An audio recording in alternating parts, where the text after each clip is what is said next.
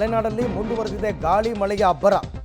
So Charmadi ghat ರಸ್ತೆಯಲ್ಲಿ ಮಳೆ ಮತ್ತು ಮಂಜು, ಇದು ಡ್ರೈವರ್ಗಳಿಗೆ ವೆರಿ ಡೇಂಜರಸ್. ಇದು ಮಳೆ ಮತ್ತು ಮಂಜು ಎರಡೂ ಕೂಡ ಇದೆ. ಮಳೆಯಲ್ಲಿಯೇ ಸಾಗುತ್ತಾ ಇದೆಯಂತೆ ಸಾಲು ಸಾಲು ವಾಹನಗಳು. ಬಾಳೂರು ಮೀಸಲು ಅರಣ್ಯ ವ್ಯಾಪ್ತಿ ಜಲಪಾತಗಳೆಲ್ಲ ಸೃಷ್ಟಿಯಾಗಿದೆ ಅಲ್ಲಿ. ಸೊ ಮಂಜು ಮಳೆ ಮಧ್ಯೆ ನಿಧಾನಗತಿಯಲ್ಲಿ ವಾಹನಗಳು ಸಂಚಾರ ತುಂಬ ಕಷ್ಟ. ಅದು ಅಲ್ಲದೆ ಟೂ ವೇ, ಇದು ಒನ್ ವೇ ಆಗಿದ್ರೆ ಅದೊಂಥರ ಎದುರುಗಡೆಯಿಂದ ವೆಹಿಕಲ್ಸ್ ಬರ್ತಾ ಇರುತ್ತೆ. ನಿಮಗೆ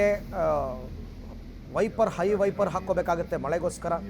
ಈ ಥರ ಮಂಜು ಬೀಳ್ತಾ ಇದ್ದರೆ ಕಾರಿನ ಒಳಗಡೆಯಿಂದನೂ ಕವರ್ ಆಗುತ್ತೆ ಗ್ಲಾಸ್. AC ಹಾಕ್ಕೋಬೇಕಾಗುತ್ತೆ. ಸುಮಾರು ಸಮಸ್ಯೆ. ಇಂಥ ಕಡೆ ನಿಮಗೆ ವೆಹಿಕಲ್ಗಳನ್ನ ಡ್ರೈವ್ ಮಾಡೋದು ತುಂಬ ಕಷ್ಟ. ಟೂ ವೇ ಆಗಿರೋದ್ರಿಂದ ತುಂಬ ಕಷ್ಟ. ಎದುರುಗಡೆ ವೆಹಿಕಲ್ಸ್ಗಳಿಗೆ ಸೈಡ್ ಕೊಡಬೇಕಾಗುತ್ತೆ. ಈ ಕಡೆ ನೋಡಿದ್ರೆ ನಿಮಗೆ ನೋಡ್ತಾ ಇದ್ದೀರಾ ಜಲಪಾತಗಳು, ಸಣ್ಣ ಸಣ್ಣ ಜಲಪಾತಗಳು. ಆ ರೀತಿಯಾದಂತಹ ದೃಶ್ಯ. ಮಳೆಯ ವೈಭವ ಅಂತ, ರುದ್ರ ರಮಣೀಯ ಅಂತ ವರ್ಣಿಸ್ಬೋದು. ಬಟ್ ಅಲ್ಲಿ ಓಡಾಡ್ತಕ್ಕಂಥ ಜನರಿಗೆ, ವಾಹನ ಚಲಾಯಿಸ್ತಕ್ಕಂಥ ಪ್ರಯಾಣಿಕರಿಗೆ, ಚಾಲಕರಿಗೆ ಅದ್ರ ಕಷ್ಟ ಏನು ಅಂತ ಗೊತ್ತಿರುತ್ತೆ.